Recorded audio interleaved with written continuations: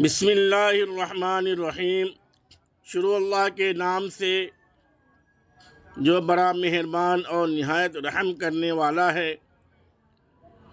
میرے پیارے معزز بھائیوں اور بہنوں، آج میں ایک ایسی تسبیح کا عمل بتانے جا رہا ہوں جو والدین کے لیے اور اپنے اولاد کے لیے ہے، بے حد مجرب اور فائدہ مند ثابت ہونے والا ہے۔ محترم ناظرین کرام، ویڈیو کو دیکھنے سے پہلے لائک اور سبسکرائب ضرور کیجیے گا۔ تو سن لیں، وہ مبارک عمل ہے جسے چلتے پھرتے، اٹھتے بیٹھتے، وضو کے ساتھ یا بغیر وضو کے بھی پڑھا جا سکتا ہے، اور اللہ تبارک و تعالی اس کے پڑھنے والے کو ایسی عزت و محبت سے نوازتے ہیں کہ ہر زبان پر اس کا چرچا ہونے لگتا ہے۔ تو آئیے اس روحانی خزانے کی طرف قدم بڑھائیں اور دل کی گہرائیوں سے اسے اپنائیں۔ محترم سامعین کرام، قرآن کریم کے اللہ تبارک و تعالی ارشاد فرماتے ہیں اور انبیاء علیہ السلام کی دعائیں مرکوز ہیں، رب اجعلنی مقیم الصلاۃ ومن ذریتی ربنا وتقبل دعا۔ اے میرے اللہ، مجھے اور میری اولاد کو نماز قائم کرنے والا بنا۔ اے میرے اللہ، میری دعا میری اولاد کے حق میں قبول فرما۔ نیکی کی دعا اور ذکر کرنا بالکل جائز اور باعث اجر ہے۔ یہ ایک ایسی تسبیح ہے، یہ وہ عمل ہے جو اللہ کو اتنا محبوب ہے کہ اللہ تبارک و تعالی فرماتا ہے، وضو ہو یا نہ ہو، اولاد کی کامیابی کے لیے یہ تسبیح پڑھو۔ جو شخص یہ تسبیح چلتے پھرتے اٹھتے بیٹھتے پڑھتا ہے، اللہ تبارک و تعالی اسے بے شمار عزت سے نواز دیتا ہے۔ یہ تسبیح وہ عمل ہے کہ اگر اولاد پر کوئی پریشانی آتی ہے تو یہ تسبیح اس کا سہارا بن جاتی ہے۔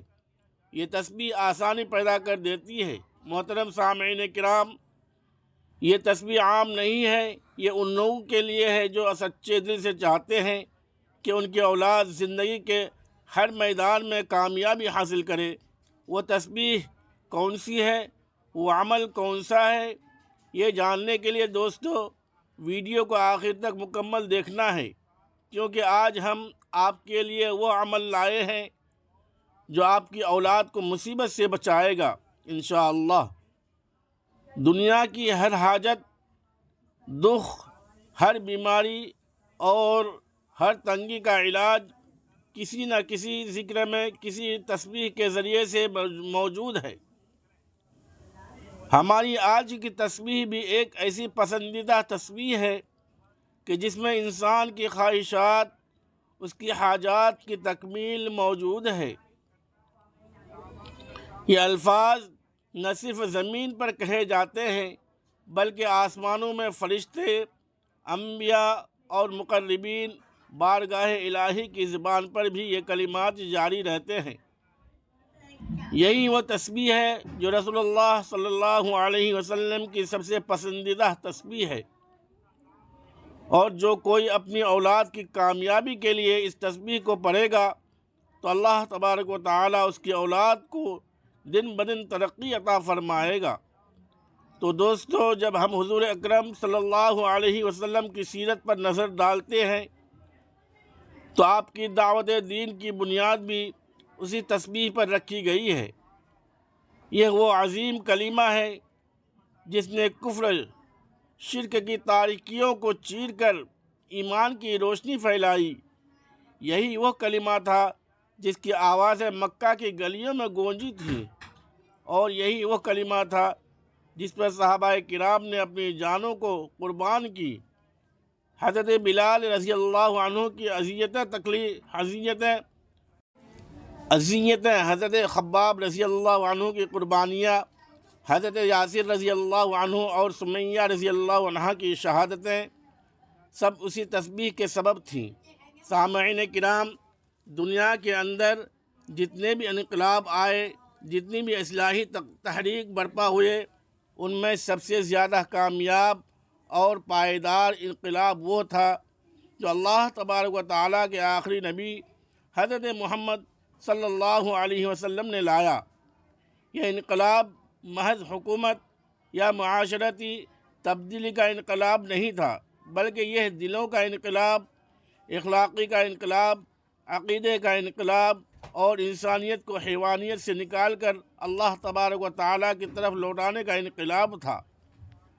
آپ صلی اللہ علیہ وسلم نے جن حالات میں دین اسلام کی دعوت کا آغاز کیا، وہ معاشرہ عقائد میں بگڑا ہوا، رسم و رواج میں الجھا ہوا، اخلاق پستی میں گرا ہوا اور ظلم و جبر سے بھرا ہوا تھا۔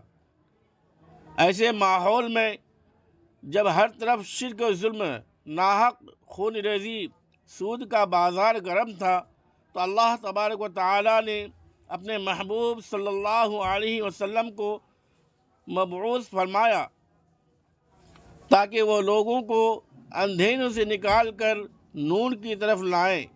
نبی اکرم صلی اللہ علیہ وسلم کی دعوت کا پہلا اور بنیادی پیغام توحید تھا۔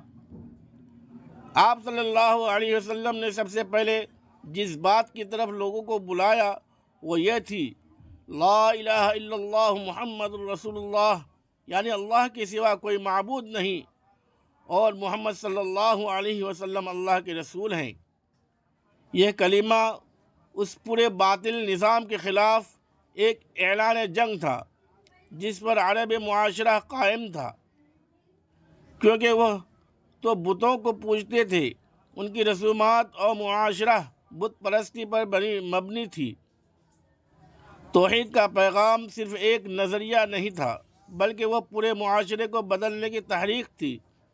حضور اکرم صلی اللہ علیہ وسلم نے دین کی دعوت کے آغاز میں سب سے پہلے اپنے قریبی لوگوں کو دعوت دی۔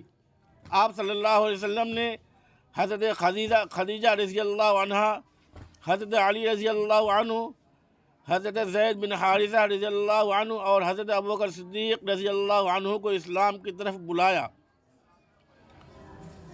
یہ سب اسلام قبول کر لیے اور یوں دعوت دین کا پہلا قافلہ تیار ہوا۔ آپ صلی اللہ علیہ وسلم نے ابتدا میں 3 سال تک دین کی دعوت کو خفیہ رکھا۔ یہ وہ وقت تھا جب مکہ کے مشرکین کا ظلم و جبر عروج پر تھا اور ایک نئی دعوت کو برداشت کرنا ان کے لیے قابل قبول تھا۔ آپ صلی اللہ علیہ وسلم نے لوگوں کو انفرادی طور پر بلایا اور دار ارقم کو مرکز بنایا۔ وہاں بیٹھ کر قرآن شریف کی تلاوت کروائی، ایمان کی باتیں بتائیں اور صحابہ کرام کی تربیت کی۔ جب اللہ تبارک و تعالیٰ کا حکم نازل ہوا وَأَنذِرْ عَشِيرَتَكَ الْأَقْرَبِينَ، تو آپ صلی اللہ علیہ وسلم نے صفا پہاڑی پر کھڑے ہو کر قریش کے تمام سرداروں کو بلایا اور ان سے فرمایا کہ اگر میں کہوں کہ اس پہاڑ کے پیچھے ایک لشکر ہے جو تم پر حملہ کرنے والا ہے تو کیا تم میری بات مانو گے؟ سب نے کہا جی ہاں، ہم نے آپ کو کبھی جھوٹ بولتے نہیں دیکھا۔ آپ صلی اللہ علیہ وسلم نے فرمایا، میں تمہیں خبردار کرتا ہوں کہ ایک سخت دن آنے والا ہے، اور پھر اللہ تبارک و تعالیٰ کی توحید کی دعوت دی۔ قریش چونک گئے اور سب سے پہلے ابو لہب نے مخالفت کی اور کہا تیرے لیے ہلاکت ہو، کیا اس لیے ہمیں جمع کیا تھا؟ اسی پر سورہ تبت یدا ابی لہب نازل ہوئی۔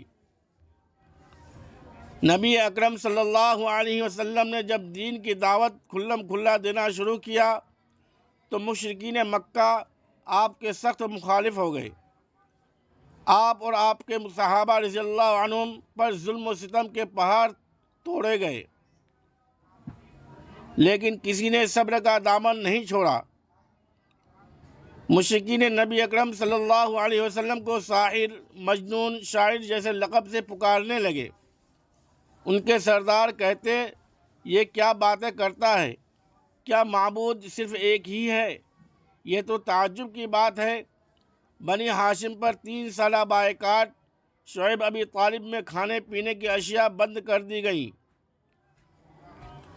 بچوں کے رونے کی آوازیں مکہ میں سنائی دیتی، یہاں تک کہ درختوں کے پتے کھا کر گزارا کیا گیا۔ حضرت بلال کو گرم ریت پر لٹا کر سینے پر پتھر رکھے گئے اور کہا گیا لات و عزیٰ کو پکارو، لیکن بلال کہتے رہے احد احد۔ حضرت خباب رضی اللہ عنہ کی پیٹھ پر دہکتے کوئلے رکھے گئے۔ حضرت یاسر رضی اللہ عنہ اور سمیہ رضی اللہ عنہ کو تکلیفیں دی گئی، یہاں تک کہ سمیہ رضی اللہ عنہ اسلام کی پہلی شہیدہ بن گئی۔ جب مکہ میں زمین تنگ ہو گئی، جب پتھر دل والوں نے پتھر برسائے، تو رحمت عالم صلی اللہ علیہ وسلم نے اپنے قدموں کا رخ طائف کی جانب کر لیا کہ شاید وہاں کوئی دل والے ہو جو سن لے۔ تو دوستو، واقعہ بہت لمبا ہے، آخرکار یہی تسبیح آپ صلی اللہ علیہ وسلم کی دعوت کی اصل روح تھی۔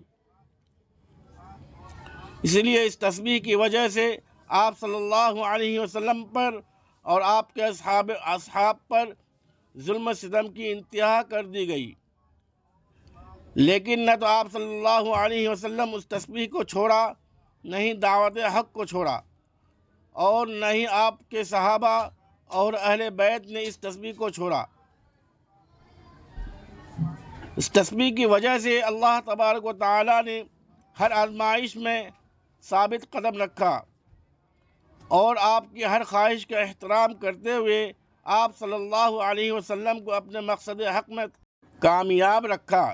نبی اکرم صلی اللہ علیہ وسلم کی دعوت کا محور صرف توحید عبادت اور اخلاقی تربیت نہیں تھا، بلکہ اس میں صبر، استقامت، رحمت، برداشت اور اخلاص جیسی اعلیٰ صفات بھی شامل تھیں۔ آپ صلی اللہ علیہ وسلم نے ہمیں سکھایا کہ دین کی راہ میں مشکلات آتی ہیں، دل دکھتے ہیں، راستے بند ہوتے ہیں، لیکن صبر، یقین اور اللہ سے تعلق قائم رکھو تو وہی راستے کھلتے ہیں، وہی دشمن دوست بن جاتے ہیں اور اندھیرے اجالوں میں بدل جاتے ہیں۔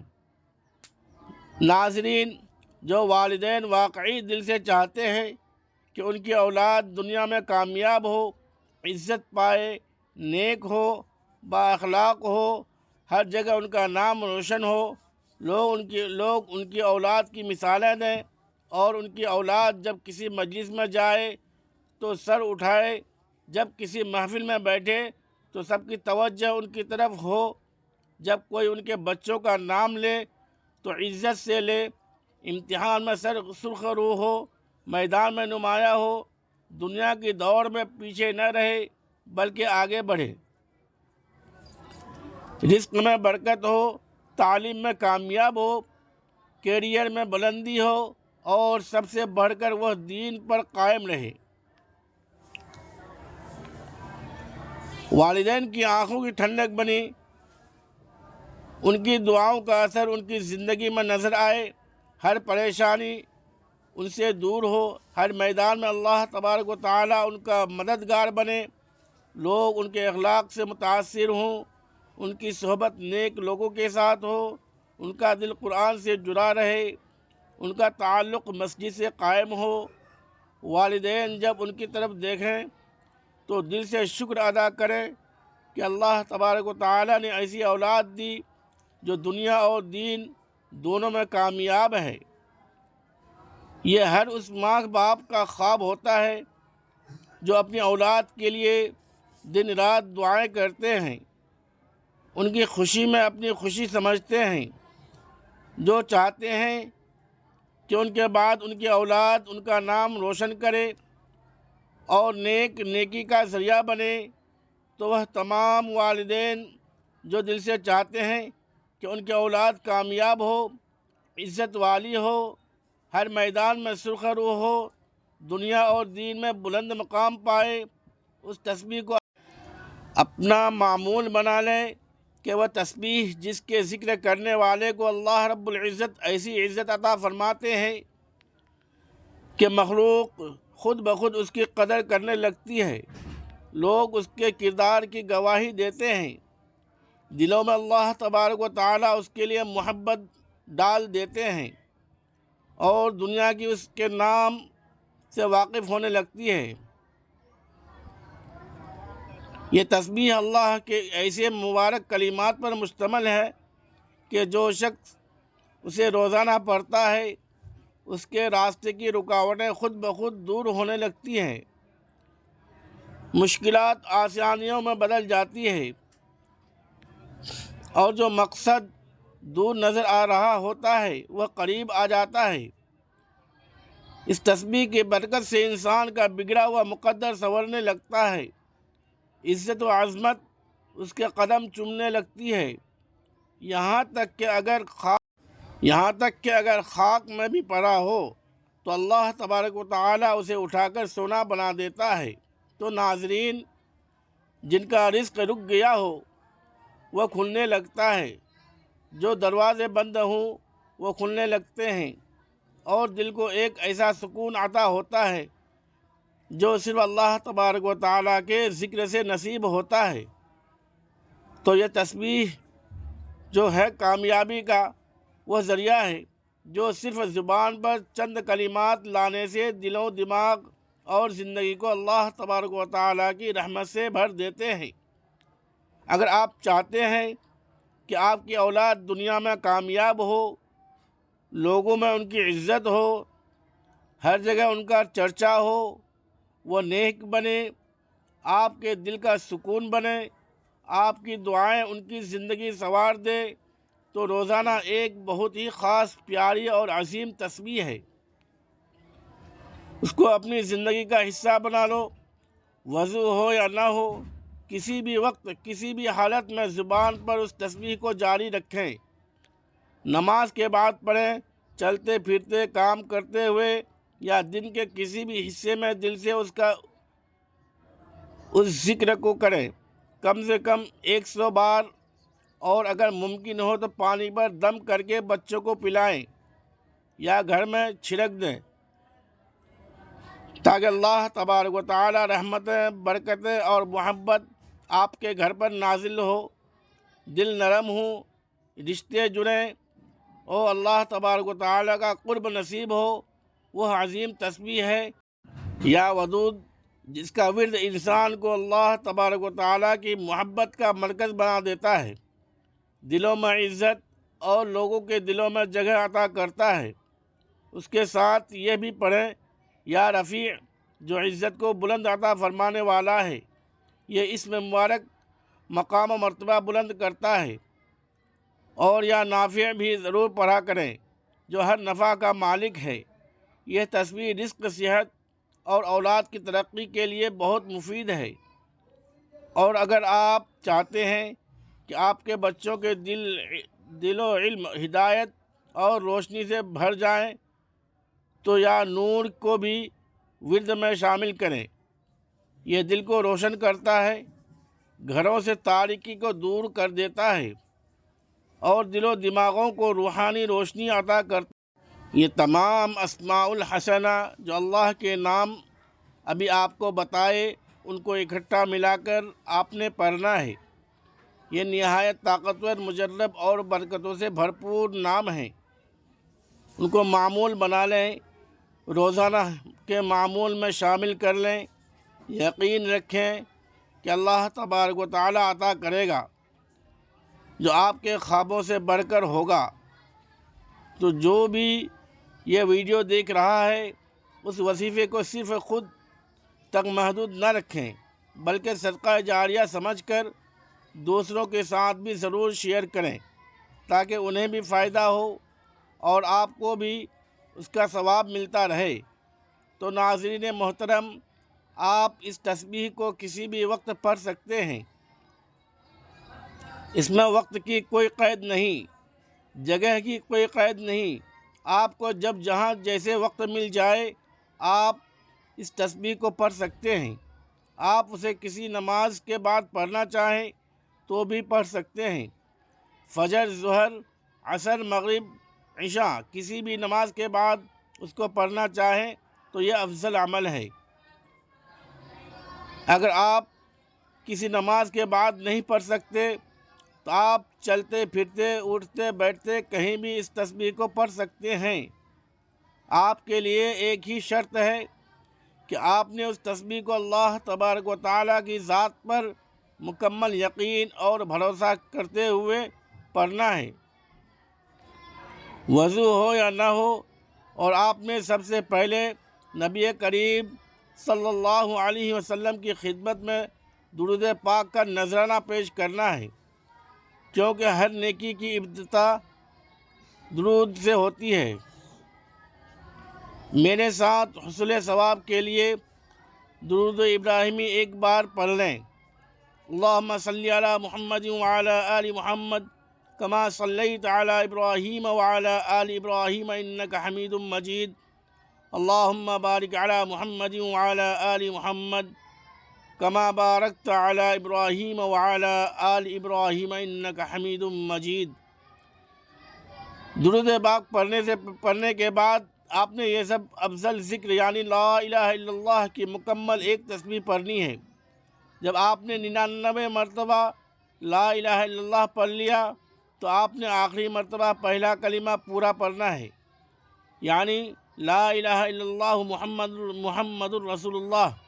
جب آپ یہ مکمل تسبیح پڑھ لیں تو اس کے بعد آپ نے ایک تسبیح یا ودود یا رفیع یا نافع یا نور کی ان چار ناموں کو ملا کر پڑھیں گے تو ایک شمار ہوگا۔ اسی طرح آپ نے ان چار ناموں کو ملا کر پڑھنا ہے اور 100 دانوں کی ایک مکمل تسبیح پڑھنی ہے۔ پھر آپ نے 33 مرتبہ تیسرا کلمہ کا ورد کرنا ہے، جو کہ یہ ہے سبحان اللہ والحمدللہ ولا الہ الا اللہ واللہ اکبر لا حول ولا قوة الا باللہ العلی العظیم۔ اس عظیم کلمے کے اندر اللہ کی پاکیزگی، شکر گزاری، توحید اور کبریائی جمع ہے۔ اس کا ترجمہ ہے تمام تعریف اللہ کے لیے ہے، اللہ کے سوا کوئی معبود نہیں اور اللہ سب سے بڑا ہے۔ یہ کلمات جنت کے خزانے ہیں۔ نبی اکرم صلی اللہ علیہ وسلم نے فرمایا یہ کلمات میرے لیے دنیا و ما فیہا سے بہتر ہیں۔ اس عمل، اس وظیفے کی بدولت اللہ تبارک و تعالیٰ آپ کی اولاد کو زندگی کے ہر میدان میں کامیابی عطا کرے گا۔ ہر جگہ آپ کی اولاد کی کامیابی کے چرچے ہوں گے۔ اللہ تبارک و تعالیٰ ان کو بہت زیادہ عزت عطا کرے گا اور ان کے تمام مصائب دور کرے گا انشاءاللہ۔ ناظرین کرام، اللہ تعالیٰ کے ذکر میں وہ طاقت ہے جو قسمتیں بدل دیتی ہے، دل کو سکون دیتی ہے اور اولاد کے نصیبوں کو جگا دیتی ہے۔ جو بندہ اخلاص کے ساتھ، یقین کامل کے ساتھ یہ تسبیح پڑھتا ہے تو اللہ تبارک و تعالیٰ اس کے لیے عزت، رزق، محبت اور کامیابی کے دروازے ایسے کھول دیتا ہے جن کا وہ تصور بھی نہیں کر سکتا۔ پھر وہ جہاں بھی جاتا ہے لوگ اس کے اخلاق، اس کے نور اور اس کے مقام کی گواہی دیتے ہیں۔ دنیا اسے عزت دیتی ہے اور آسمانوں پر فرشتے اس کے لیے دعا کرتے ہیں۔ اولاد فرما بردار ہوتی ہے، گھر میں رحمت کا نازل ہوتا ہے اور زندگی میں سکون اور برکت قائم ہو جاتی ہے۔ اس لیے اے مسلمانوں، وضو ہو یا نہ ہو، چلتے پھرتے، اٹھتے بیٹھتے اس تسبیح کو اپنا معمول بنا لو، کیونکہ اللہ تبارک و تعالیٰ کے ذکر سے ہی دلوں کو اطمینان ملتا ہے اور اسی ذکر میں دنیا و آخرت کی تمام کامیابی پوشیدہ ہے۔ ناظرین کرام، اللہ رب العالمین سے دعا ہے کہ اے اللہ ہمیں اپنی نیک بندوں میں شامل فرما اور صراط مستقیم پر چلا اور ان لوگوں کے راستے پر جن پر تو نے انعام اور اپنا فضل کیا ہے، اور قلب و زبان تیرے ذکر سے خالی نہ ہو۔ اے اللہ، حقیقت میں تیرا قرب حاصل ہو جائے اور تیری محبت میں ہم غرق ہو جائیں۔ اللہ پاک ہماری ایک وقت کی بھی نماز قضا نہ ہو پائے۔ اللہ پاک جو مسلمان پریشان ہیں ان کی پریشانی کو دور فرما۔ اللہ تبارک و تعالی ہمارے گھروں کو خوشیوں سے بھر دے اور ہمارے مرحومہ مرحومین کی مغفرت عطا فرما، ان کو جنت الفردوس میں اعلیٰ سے اعلیٰ مقام محمود عطا فرمائے۔ آمین ثم آمین۔ خدا حافظ۔ السلام علیکم ورحمۃ اللہ وبرکاتہ۔